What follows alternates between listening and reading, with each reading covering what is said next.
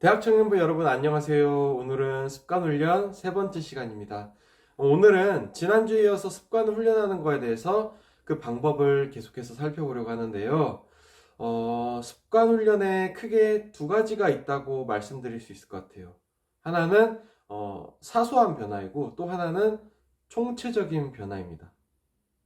그래서 오늘은 사소한 변화를 좀 말씀드리려고 해요. 습관은 분명히 삶의 체계를 구성합니다.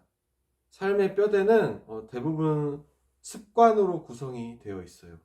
습관에 대해서 심리학자들은 습관을 변화시키려면 아주 작은 것부터 시작해야 한다고 하는데요. 특별히 습관은 연쇄 반응을 일으키는 힘이 있다고 합니다.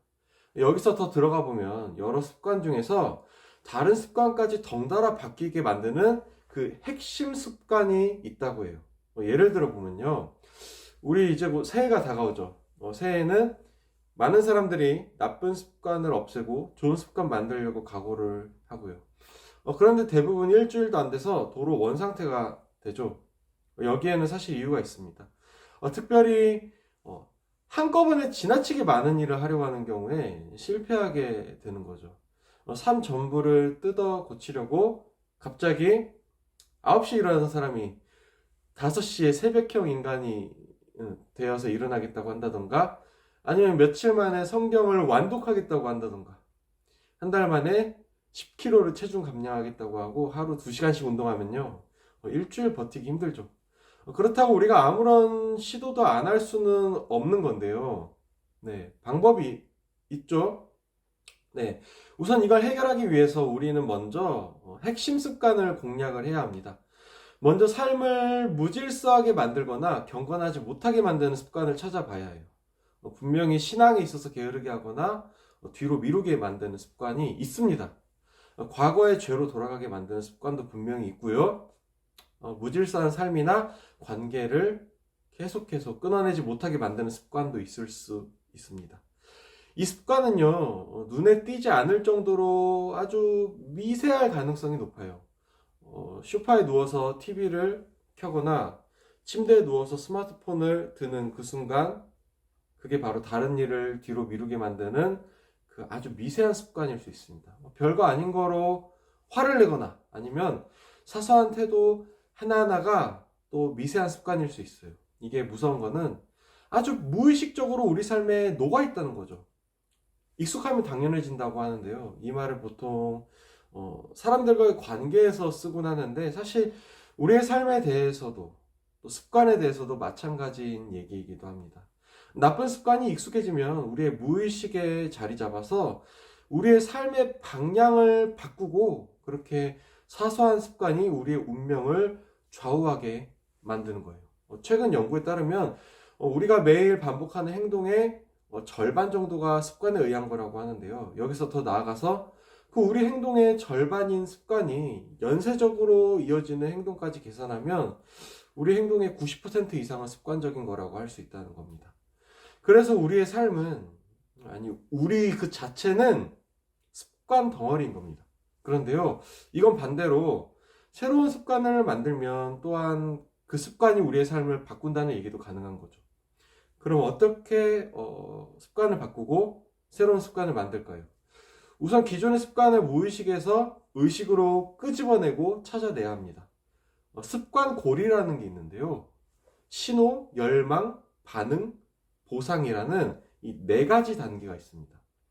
먼저 신호는 반응으로 가기 위한 첫 번째 단계인데요. 사람으로 따지자면 감각기관 같은 겁니다. 사물을 보고 냄새를 맡고 소리를 듣는 것. 이 첫 번째 단계가 신호입니다. 두 번째는 열망. 이거는 신호에 의해 일어나는 욕망을 말하는데요. 아름다운 옷을 입어보고 싶다던가 음식 냄새를 맡고 그거 한 입 먹어보고 싶다라는 게 열망입니다. 세 번째 단계는 반응인데요. 열망을 실제 행동으로 옮기는 겁니다. 실제로 사고 싶었던 옷을 구매하고 먹고 싶었던 음식을 먹는 행동입니다. 마지막 단계인 네 번째인 보상은 자신이 기대했던 효과를 누리는 겁니다. 구매한 옷을 입었을 때 느끼는 그 만족감, 그리고 먹고 싶은 음식을 먹었을 때 그 포만감 같은 것이죠. 이 네 단계가 반복되면서 습관이 형성됩니다. 우리 중에 빵돌이 빵순이 있죠.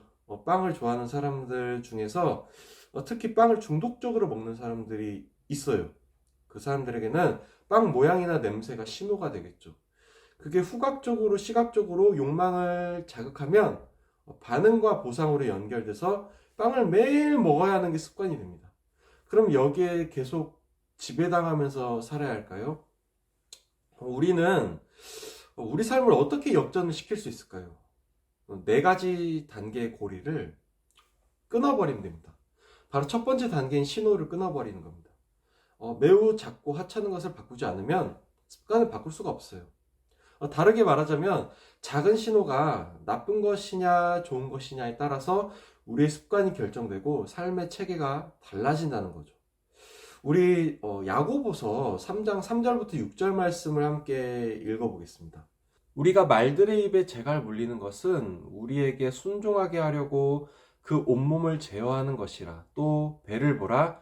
그렇게 크고 광풍에 밀려가는 것들을 지극히 작은 키로서 사공의 뜻대로 운행하나니 이와 같이 혀도 작은 지체로 돼 큰 것을 자랑하도다. 보라, 얼마나 작은 불이 얼마나 많은 나무를 태우는가. 혀는 곧 불이요 불의 세계라. 혀는 우리 지체 중에서 온몸을 더럽히고 삶의 수레바퀴를 불사르나니 그 사르는 것이 지옥불에서 나느니라. 아멘. 이 말씀을 우리가 다음 주에도 다시 살펴보겠지만요. 결국 결론은 우리 신체 중에서 상당히 작은 혀가 우리 몸의 전부를 더럽히거나 삶 전체를 불태울 수 있다는 겁니다. 우리 삶은 결국 작은 것에서 연쇄 반응을 일으킨 결과들의 영향을 받아오고 있는 거죠. 습관의 고리를 끊어낼 만한 한 가지 실천적으로 권할 것이 있어요. 첫 번째 단계인 신호를 끊어내기 위해서 실제로 전자신호를 좀 멀리 해보는 겁니다. 스마트폰에 문자가 와도, 카톡이 와도 바로 읽지 말아보시는 걸 권합니다. 혹시 읽더라도 바로 답을 하지 않고 자기 시간을 좀 확보해봤으면 좋겠어요. 되게 어려운 실천이죠. 그리고 급한 업무 중에는 이러면 또 안 되겠고요. 그렇지만 우리의 일상과 심의 순간에 전자신호를 좀 끊어봤으면 좋겠어요. 특히 핸드폰 알림이 연동되는 이 스마트워치는 좀 꺼둬도 좋을 것 같습니다. 옛날에 이런 광고가 있었어요. 또 다른 세상을 만날 땐 잠시 꺼두셔도 좋습니다. 라는 광고가 있었어요. 네. 우리가 스마트폰 알림이라는 신호 하나를 꺼트려 봤을 때 우리 무의식에 어떤 습관이 숨쉬고 있었는지 이번 한 주 동안 발견해 봤으면, 그래서 어떤 삶의 변화가 있는지 확인해 보는 시간이 있었으면 좋겠습니다. 다음 주에는 핵심 습관과 핵심 감정에 대해서 나눠보겠습니다.